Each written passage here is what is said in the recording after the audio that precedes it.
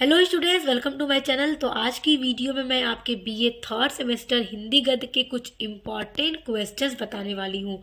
महादेवी वर्मा की जो एकांकी है गिल्लू, इससे जुड़े कुछ इम्पॉर्टेंट क्वेश्चंस आज की वीडियो में बताऊंगी जो आपके एग्जाम में पूछे जाएंगे।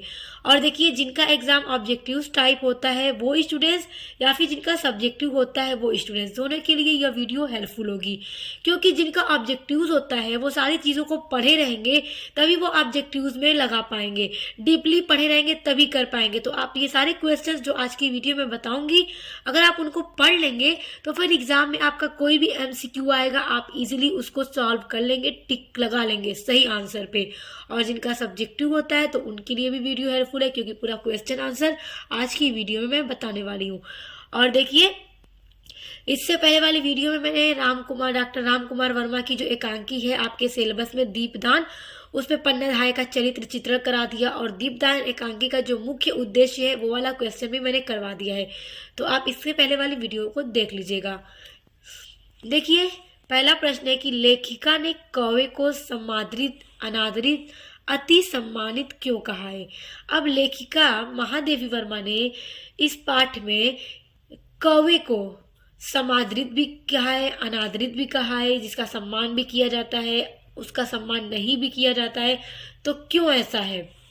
देखिए, पितृ पक्ष में कौवे का बड़ा महत्व बढ़ जाता है। इसके अतिरिक्त किसी भी प्रियजन के आने की सूचना अपने कर्कश स्वर में दे देता है।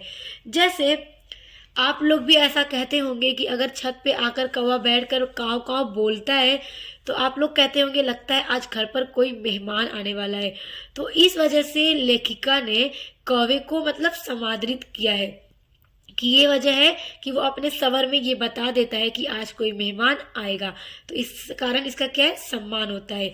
और इसलिए यह समादरित और अति सम्मानित है। किस लिए? कि ये बता देता है कि मेहमान कोई आने वाला है।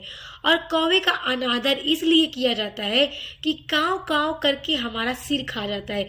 अगर आप कहीं गार्डन में चले जाइए या छत पे चले जाइए ऊपर खुली, अगर कौवे की आवाज़ बार बार आपके कानों में लगेगी ना, तो आपको भी चिड़चिड़ापन होने लगेगा। बार बार सुनेंगे तो डिस्टर्ब होने लगेंगे आप।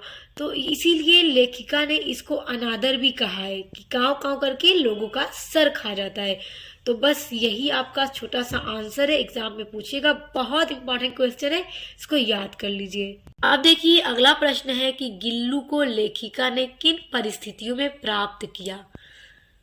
तो किस परिस्थिति में प्राप्त किया था गिल्लू को? देखिए, लेखिका की गमले और दीवार की संधि में छिपे एक छोटे से जीव पर दृष्टि गई। गमले और दीवार की संधि में छिपा एक छोटा सा जीव जिस पर चली गई लेखिका की दृष्टि यानी नजर। निकट जाकर देखा तो उसमें गिलहरी का एक छोटा सा बच्चा था जो संभवतः घोंसले से गिर पड़ा था। देखिए, कौवों ने उस छोटे से बच्चे का शिकार किया था, गिलहरी के बच्चे का, उसको खाने के लिए। तो लेखिका की जब नजर जाती है तो वो जाकर देखती है तो एक गिलहरी का छोटा सा नन्हा सा बच्चा होता है जो घोंसले से गिर पड़ा था नीचे। तो उसी स्थिति में लेखिका गिल्लू को पाती है। अगला महत्वपूर्ण प्रश्न है कि गिल्लू के किन व्यवहारों से पता चलता है कि वह समझदार प्राणी था। देखिए, अब गिल्लू के जो भी व्यवहार हैं इस एकांकी के अंदर, तो किन व्यवहारों से पता चला कि वो बहुत ही समझदार प्राणी था। देखिए, भूख लगने पर, जब गिल्लू को भूख लगती थी तो गिल्लू चीख चीख करके सूचना देता था, यानी कि इससे पता चल जाएगा कि गिल्लू को क्या है, भूख लग गई है। अब देखिए, जिस गिलहरी के छोटे बच्चे को उन्होंने पाया था घोंसले से गिरा हुआ, उसी बच्चे का नाम महादेवी वर्मा ने गिल्लू रख दिया था। तो जब किस तरह से उनको पता चला कि गिल्लू बहुत ही समझदार प्राणी है? क्योंकि जब भी गिल्लू को भूख लगती थी तो वो चीख चीख करता था और बता देता था कि उसे भूख लग गई।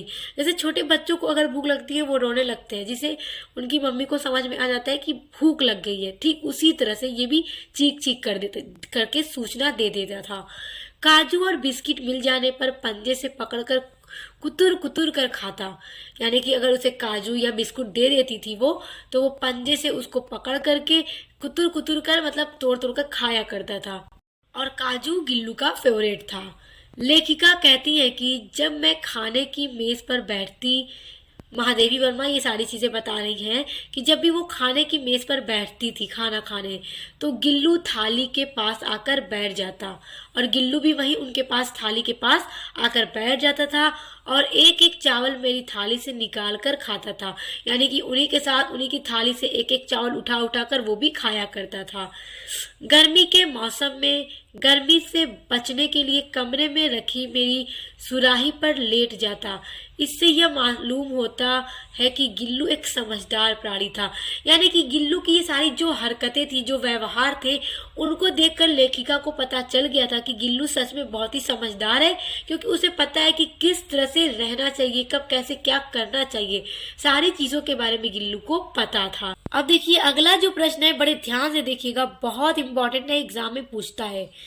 देखिए प्रश्न है कि महादेवी वर्मा को विरह की गायिका के रूप में आधुनिक मीरा किस आधार पर कहा जाता है, स्पष्ट कीजिए। ये प्रश्न पूछता है एग्जाम में, बहुत इंपॉर्टेंट है, टॉप लेवल का ये क्वेश्चन है कि इनको विरह की गायिका के रूप में आधुनिक मीरा किस आधार पर कहा जाता है।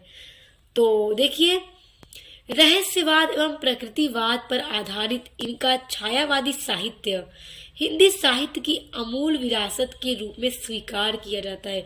इनके जो भी हिंदी साहित्य है, जो भी इन्होंने लिखा है, सब कुछ मतलब इतना अच्छा है।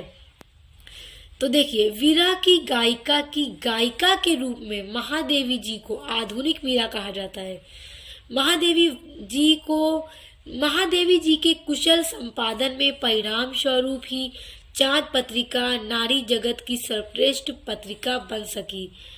तो देखिए महादेवी जी की ही मतलब देन थी कि चांद जो पत्रिका थी वो नारी जगत की एक सर्वश्रेष्ठ पत्रिका बन सकी थी। तो इसी सब चीजों के आधार पर इनको आधुनिक मीरा कहा जाता है। बहुत इंपॉर्टेंट ये क्वेश्चन है। देखिए अगला प्रश्न है, महादेवी वर्मा किस युग की लेखिका थी। बहुत इंपॉर्टेंट क्वेश्चन है। देखिए महादेवी वर्मा छायावादी युग की लेखिका थी। और एक और प्रश्न आ जाता है कि छायावादी युग में चार मतलब लेखक कौन कौन से हैं।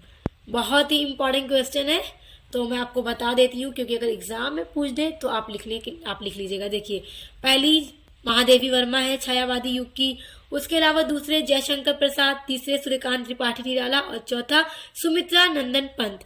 तो ये चार कवि छायावादी युग के बहुत ही प्रसिद्ध लेखक हैं। तो आप एग्जाम में पूछेगा तो इनको लिख दीजिएगा, आपको पूरे मार्क्स मिल जाएंगे। उसके अलावा ये जो भी गिल्लू से जुड़े इंपॉर्टेंट क्वेश्चन आंसर मैंने बताए हैं, तो जिनका ऑब्जेक्टिव होता है, जिनका सब्जेक्टिव होता है, सबके लिए हेल्पफुल होगा, क्योंकि यहीं से क्वेश्चन आपके पूछे जाएंगे।